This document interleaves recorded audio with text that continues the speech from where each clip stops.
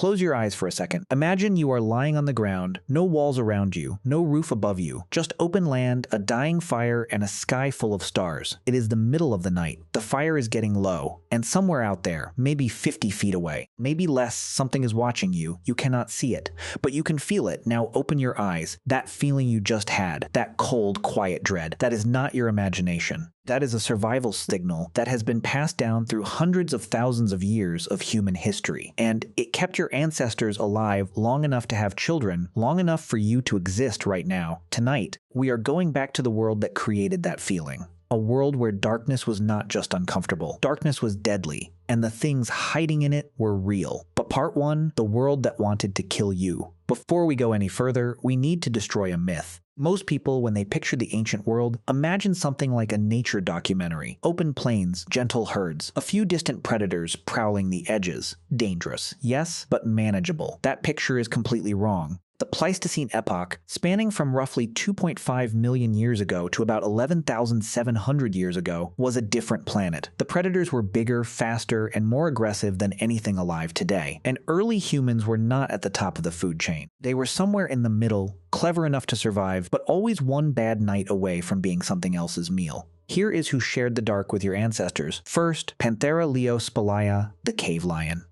25% larger than any African lion alive today. It did not avoid human settlements, it targeted them. Researchers at the Natural History Museum in Vienna found cave lion bite and claw marks on early human bones, proof that these animals saw our ancestors not as threats but as food. They hunted in coordinated groups, they were patient, and they preferred to strike at night. Second, Arctidus simus, the short-faced bear, 6 feet tall at the shoulder on all fours, 12 feet when it stood upright, nearly 2,500 pounds, and despite its enormous size, it could sprint close to 40 miles per hour. Put that in perspective, the fastest human being ever recorded ran 27 miles per hour. There was no running from this animal. None. Third, Smilodon the saber-toothed cat. 11-inch canine teeth, not for biting and chewing, but for one single, precise kill strike to the throat. It did not chase prey, it waited, hidden in the dark. Until the right moment, these three animals were not rare. They were widespread across Africa, Europe, and the Americas for hundreds of thousands of years. They were the reason your ancestors built fires, the reason they slept in groups, the reason someone always stayed awake through the night. A 2018 study published in the Journal of Human Evolution confirmed what the fossil record already suggested, that predation pressure from large carnivores was one of the most powerful forces shaping early human social behavior. These animals did not just threaten us, they redesigned us.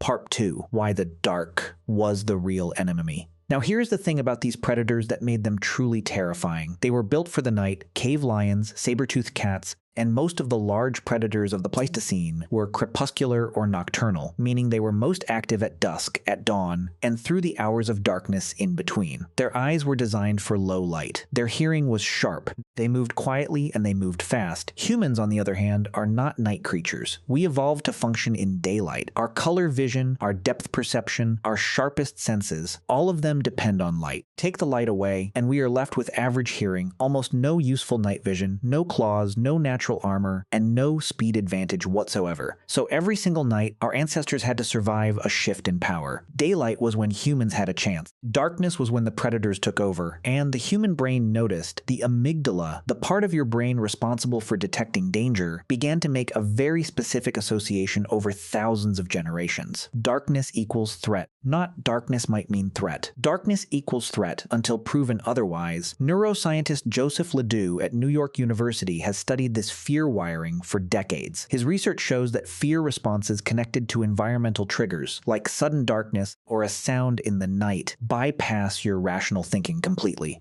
They fire faster than conscious thought. They are not something you decide. They happen to you. That is ancient engineering. Your brain runs a threat check every time the lights go out, not because you are anxious, but because for 99% of human history, the dark was genuinely the most dangerous time to be alive. The monsters were real. The fear was the correct response.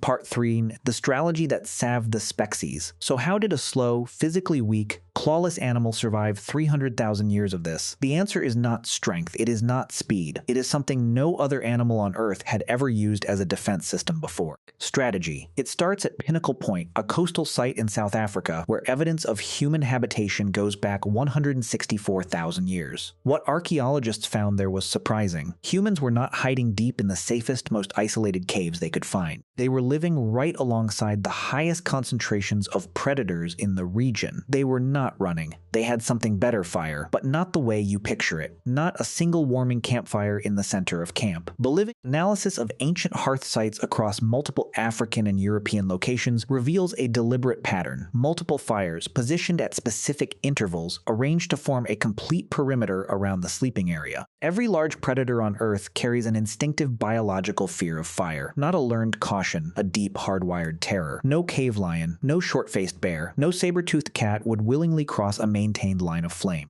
Humans discovered this and built their entire nighttime defense around it. The camp perimeter was essentially a wall that no predator could breach. But a wall made of fire only works if someone keeps it burning. And this is where early humans did something extraordinary. Skeletal evidence reviewed in a 2009 PLOS One study on prehistoric social behavior shows almost no sign of catastrophic predator attacks during sleep at established human campsites. The researchers pointed to one likely reason. Humans were never all asleep at the same time. They invented the night watch. At least one adult stayed awake throughout the night, tending the fires, scanning the darkness, listening for sounds that did not belong. If the fire died, the perimeter failed. If the perimeter failed, the camp was open. So the fire never died. Think about what that required. Night after night, for generations, one person sitting alone at the edge of firelight, staring into the black, holding the line between safety and death. No written rules, no job title, just the understanding that if they fell asleep, the people behind them might not wake up. That kind of discipline, repeated across thousands of generations, does not just survive as a memory, it becomes part of who you are. But part 4, the moment humans stopped running. For a very long time, the strategy was defense. Stay inside the fire, stay in groups, stay awake. Then something changed. In Schoningen, Germany, researchers uncovered a set of wooden spears dating back 300,000 years. These are the oldest known hunting weapons ever found, and they were not crude, sharpened sticks. They were engineered. Each spear was over 7 feet long. The weight distribution on each one, the center of gravity, was positioned in exactly the same location as a modern Olympic javelin. When experimental archaeologists built exact replicas and tested them in the field, they achieved accurate throws of over 70 meters against moving targets. 70 meters. That is nearly the length of a football field. For the first time in history, a human being could kill something dangerous without being close enough to be killed in return. Distance had become the ultimate weapon, and humans used it. Cut marks found on cave lion bones, analyzed by researchers at the Max Planck Institute for Evolutionary Anthropology, confirm something remarkable. Humans were not just defending against cave lions anymore. They were hunting them, killing them, skinning them, and wearing their hides through the bitter winters. The apex predator of the natural world had become a resource. But perhaps the most extraordinary evidence of this shift is the smallest piece of it. But how? At Vogelherd Cave in Germany, archaeologists found a tiny ivory carving, roughly 40,000 years old, shaped like a lion. It fits in the palm of a hand. And every detail is exact. The arch of the back, the angle of the shoulders, the stillness of an animal completely at rest. The person who made that carving spent time with lions, not running from them, watching them, studying them, close enough to memorize the precise shape of a resting predator, and then recreate it from memory in ivory. That is not the work of a frightened creature. That is the work of a species that had already won.